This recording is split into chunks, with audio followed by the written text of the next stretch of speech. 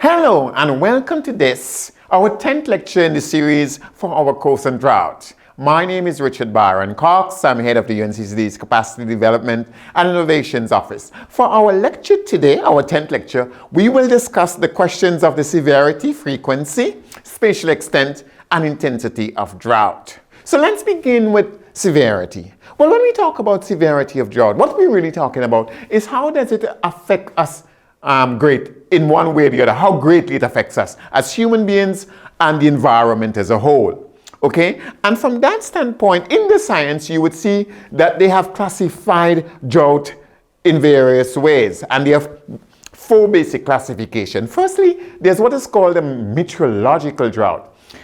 This tells us how severe a drought is as regards the weather. In other words, how does it change the weather pattern? How far has it changed the weather pattern? And usually this would mean less precipitation, less rain, less snow, less sleet. That's one. So that is meteorological drought. But as the drought becomes more severe, it then moves into what is called an agricultural drought. What is that? Well, it therefore means that the drought has now gotten greater, more harsh, more severe, and so it affects our agricultural production, meaning our production of agriculture, whether it be plants, food from plants, or food from animals, right? That is called an agricultural drought, a drought which seriously affects our agriculture. But as it becomes more severe, we then move into what is called a hydrological drought. Now, what does that mean? It means, therefore, that the drought has become so severe that water levels in rivers and lakes begin to fall, okay? And therefore, of course, it means that from transport to inland fishing, for example, are affected. But that's not all. We then move from there to something called socio-economic drought. What does that mean? Well, it means the drought is so severe that it affects the entire society and the economy. Okay? So that from health, as we have discussed, to food security, to even education, to the operation of hospitals are affected, right? And outside of that, the economy itself, so people begin to lose jobs and so on because the drought has become so severe. So you have these four, but if you look at some of the literature that we have recommended, you would see there's something also called an ecological drought. Now, what is an ecological drought? Well, an ecological drought is where the drought is so severe that it cut across various ecological systems, ecosystems. And so you find that it just doesn't affect one or two, but a series of ecosystems are affected by the drought. And so this is why it is called an ecological drought. So we have just dealt with severity. Let's turn to frequency. Well, frequency is measured rather strange in the science as regards drought. What they actually do is that they look at the period of 30 years.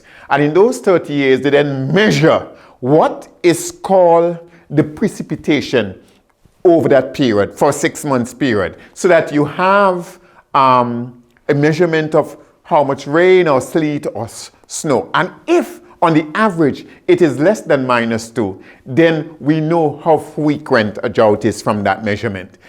What we must understand though is this, that as regards frequency, there are several factors which are important to us. One is that now that we have in climate change, the science predicts that there's going to be more drought.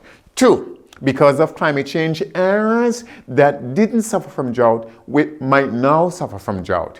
And three, there will be a global increase, generally speaking, as regards frequency of drought. So those are the factors that you need to know, not so much the detailed science as to how this is measured.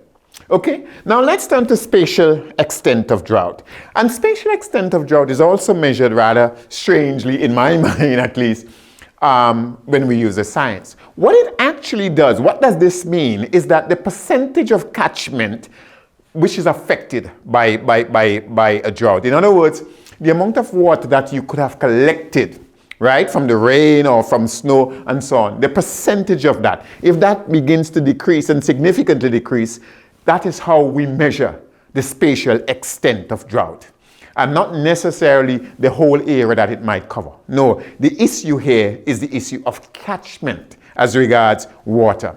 Now let's turn to, finally, intensity of drought. And when we talk of the intensity of drought, what we're looking at here is the actual strength of the drought. In other words, how powerful this drought is.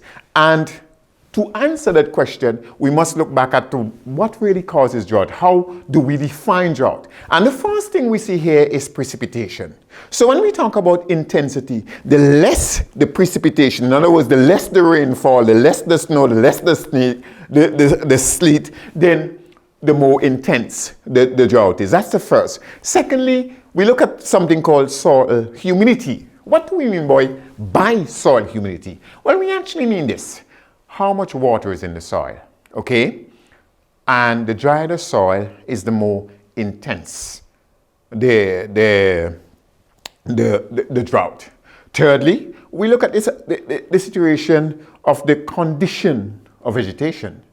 What do we mean by that? Well, we simply mean, when you look at the vegetation around you, you can see it's growing more slowly.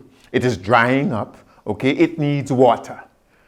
And the worse they look is the more intense the drought is. The better they look is the less intense the drought is. And finally, we have what is called evapotranspiration, which also relates to soil humidity, in that because the great heat that the drought causes, more and more water leaves the soil and goes into the atmosphere. So those things are the things which then determine the intensity of drought.